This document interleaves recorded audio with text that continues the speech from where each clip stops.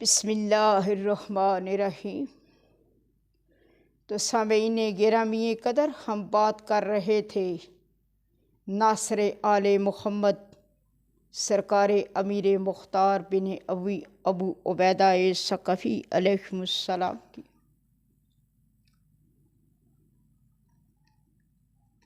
تو جب کوفہ کے کچھ لوگ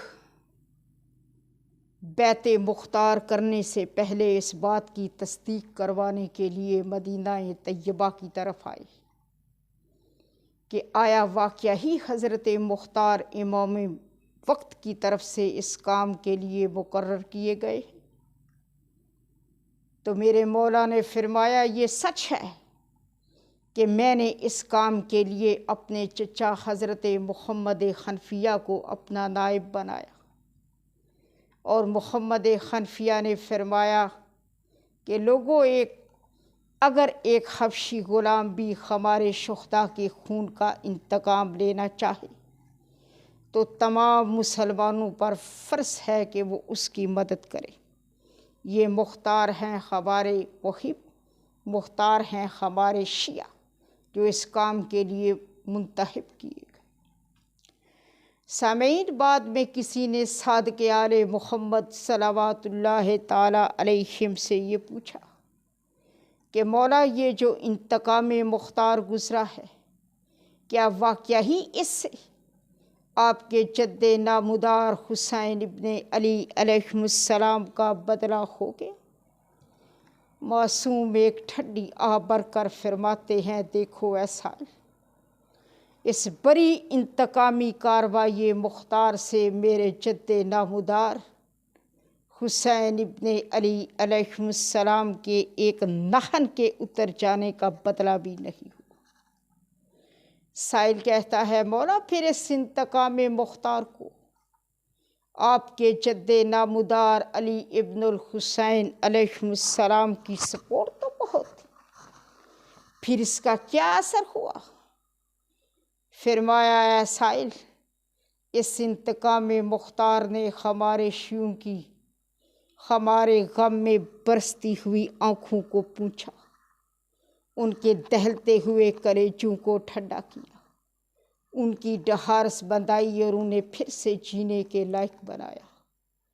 دوسرا یہ کہ اس انتقام مختار نے رب جلیل کی اس روح زمیں کو ہمارے قاتلوں کے نجس وجود سے پاک کیا۔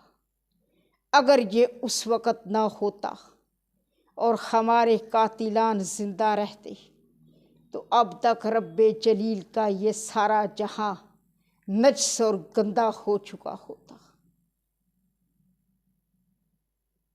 سامعین، یہ حضرت امیر مختار جو کہ صحابی رسول حضرت ابو عبیدہ ثقفی کے لخت جگر اور سردار بنو ثقیف ابو مسعود ثقفی کے پوتے تھے، اور خود بھی اپنے عہد میں سردار بنو ثقیف تھے۔ آپ 14 شعبان المعظم یکم ہجری کو بامقام طائف میں وارد ہوئے۔ آپ کا اسم گرامی مختار اور کنیت ابو اسحاق تھی۔ مختار یعنی چنا ہوا اور منتخب کیا ہوا۔ یہ لفظ مختار مصدر اخترا یخترو اختار سے بنا ہے۔ مختار یعنی چنا ہوا اور منتخب کیا ہوا، کیونکہ حضرت مختار آل محمد کے چنے ہوئے اور منتخب کیے ہوئے تھے، اس لیے مختار آل محمد کے لائے۔ رہ گئی آپ کی کنیت ابو اسحاق کی بات، تو لفظ اسحاق کے معنی ہیں اپنے ایمان، ارادے اور مشن پر قائم رہنے والا اور ڈٹ جانے والا، اور آپ ہیں ابو اسحاق یعنی اپنے ارادے و مشن پر ڈٹ کر قائم رہنے والوں کے بابا جان۔ ایک روایت میں ہے کہ جب حضرت مختار علیہ السلام دشمنان ولایت کی زندان کاٹ رہے تھے تو آپ اپنی زنجیروں کی چھنکار میں بآواز بلند یہ فرمایا کرتے، ایو خناس آنا بخت النصر بے عہدی، میں ہوں اپنے عہد کا بخت نصر۔ یعنی جس طرح بخت نصر نے اپنے وقت کے یحییٰ پیغمبر کے قاتلوں کو چن چن کر قتل کیا اور خوب انتقام لیا، خدا کی قسم میں بھی اپنے پیغمبر کے بیٹے کا ایسے ہی انتقام لوں گا۔ فرمایا ایک ایک کی گردن مار دوں گا، ایک ایک کی ہڈیاں توڑ دوں گا، اور کسی کے ساتھ بھی کسی قسم کی کوئی رعایت نہیں برتوں گا۔ اور یہ ثابت ہو گیا آپ کا ابو اسحاق ہونا، کیونکہ پھر آپ نے جو فرمایا وہی کیا۔ سرکار ابو عبیدہ ثقفی جو کہ صحابی رسالت و ولایت تھے، آپ ہو بہو شکل و شباہت، رفتار و گفتار، شجاعت و بہادری، اصول پرستی اور رسول جگ میں مثل مختار آل محمد تھے۔ راوی کہتا ہے کہ اس کے باوجود سرکار مختار علیہ السلام کے بابا جان ابو عبیدہ شادی شدہ بھی تھے اور صاحب اولاد بھی تھے، مگر آپ کو ان کے مالکوں یعنی محمد و آل محمد علیہ السلام کی طرف سے عالم خواب پہ یہ حکم ملا، اے ابو عبیدہ، آپ جلد سے جلد ایک انتہائی اچھے گھرانے کی اچھی ترین خاتون سے شادی فرمائیں، تاکہ پروردگار اس شادی سے آپ کو ایک ایسا ولد اور ایک ایسا فرزند عطا فرمائے جو ہم آل رسول کا ناصر اور منتقم بنے۔ راوی کہتا ہے کہ اس خواب کے بعد پھر ابو عبیدہ ثقفی نے تعبیر خواب کے لیے بہت جستجو فرمائی، مگر نہ تو کوئی میرٹ کے مطابق گھرانہ ملتا اور نہ ہی گھرانے کی کوئی بااصول خاتون سمجھ میں آتی، تا آن کے آپ کو مالکوں ہی کی طرف سے عالم خواب میں وہ گھرانہ اور وہ خاتون سمجھائی گئی، تا آن کے بنو ثقیف ہی کے ایک گھرانے سے سرکار دومات الحسنی کا عقد سرکار ابو عبیدہ ثقفی سے ہوا، تب جا کر حضرت امیر مختار کا اس دنیا میں ورود ہوا۔ جبکہ ایک دوسری روایت میں ہے کہ سرکار ابو عبیدہ ثقفی یہ حسرت قلب رکھتے تھے کہ مالک و مختار مجھے ایک ایسا فرزند عطا فرمائے جو اس روح زمین کے اوپر کوئی ایسا سعید کارنامہ سر انعام دے جس کی وجہ سے اس کا نام سدا دنیا میں اپنے اسی کارنامے کی وجہ سے زندہ و قائم اور باقی رہے۔ پھر پروردگار نے ابو عبیدہ ثقفی کی اس حسرت کو اس صورت میں پورا فرمایا۔ سامعین، سرکار دومات الحسنی جو کہ والدہ گرامی امیر مختار تھیں، فرماتی ہیں کہ جب مختار میرے شکم میں تھے، ایک رات میں سوئی، میں نے عالم خواب میں دیکھا کہ ایک گھڑسوار آسمان سے اتر رہے ہیں جن کے دستخائے مبارک میں ایک نیزہ ہے۔ وہ مجھ سے فرماتے ہیں، آئے دوما، آپ کو مبارک ہو، کیونکہ رب برحق آپ کو ایک ایسا فرزند عطا فرمانے والا ہے جو شجاعت میں تیز اور اسد سے زیادہ بہادر ہوگا۔ دوما فرماتی ہیں کہ جس روز میرے ہاں ولادت مختار علیہ السلام ہوئی، اسی رات پھر وہ گھڑسوار میرے خواب میں آئے۔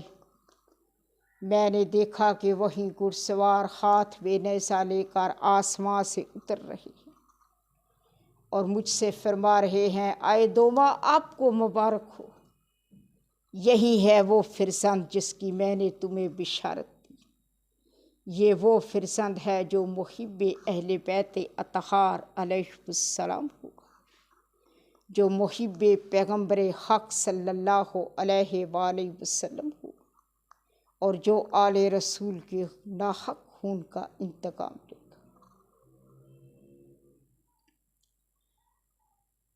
سامعین، جہاں تک سرکار مختار علیہ السلام کے والد گرامی حضرت ابو عبیدہ ثقفی علیہ السلام کا تعلق ہے تو بلا تشبیہ آپ شجاعت و دلیری میں بے مثل و بے نظیر تھے، اور آپ کا شمار اکابر ترین اصحاب رسالت و ولایت میں ہوتا تھا۔ آپ فاتح ایران تھے، ایران آپ کے ہاتھوں فتح ہوا۔ آپ کے بارے میں بتایا جاتا ہے کہ ایک روز جب ابو عبیدہ ثقفی لشکر لے کر کہیں جا رہے تھے تو کسی نے دعوت کی۔ جب آپ دسترخوان پر پہنچے تو دیکھا کہ وہاں تو فقط چند کھانے چنے ہوئے ہیں۔ پوچھا، یہ کس کی دعوت ہے؟ بتایا گیا آپ اور آپ کے کچھ خاص ساتھیوں کی۔ ابو عبیدہ یہ سن کر دسترخوان سے ہٹے اور فرمایا کہ میں اس دعوت کو کبھی قبول نہیں فرماتا جس میں فقط مجھے اور میرے چند ساتھیوں کو چنا گیا ہو اور میرے باقی لشکر کو چھوڑ دیا گیا۔ جہاں تک ابو عبیدہ ثقفی کی شہادت کا تعلق ہے، تاریخ بتاتی ہے کہ جب آپ ایران فتح کرنے کے لیے نکلے اور آپ کے سامنے ایرانی ہاتھیوں کا لشکر لے کر آئے، جب ہاتھیوں کا لشکر یوں عربوں کے سامنے آیا تو عرب بت گئے، کیونکہ عربوں کے ہاتھیوں کا کوئی کانسیپٹ نہیں تھا۔ انہوں نے ہاتھی دیکھے تک نہ تھے۔ ایک وہاں ابرہہ کا واقعہ ہوا، وہ ابھی تک اس سے لرزتے تھے، اب یہاں بھی ان کے سامنے ہاتھی آ گئے۔ تب حضرت ابو عبیدہ ثقفی تلوار لے کر آگے بڑھے اور ان میں سب سے بڑے ہاتھی جو کہ سردار ہاتھی تھا، اس پر دلیرانہ حملہ کیا اور اس کی سونڈ کو کاٹ کر رکھ دیا۔ پھر گمسان کی جنگ ہوئی، بہت لڑے ابو عبیدہ ثقفی، مگر یہ ہاتھی بھی اونٹ کی طرح اپنا انتقام لیے بغیر نہیں چھوڑتا۔ کہتے ہیں کہ دوران جنگ ہاتھی نے موقع پا کر سرکار ابو عبیدہ کو اپنی سونڈ میں لپیٹ لیا اور پھر پاؤں کے نیچے کچل کر شہید کر دیا، جبکہ دوسری روایت میں ہے کہ دوران جنگ لڑتے لڑتے ایک دفعہ ابو عبیدہ ثقفی زین سے یوں زمین پر آئے۔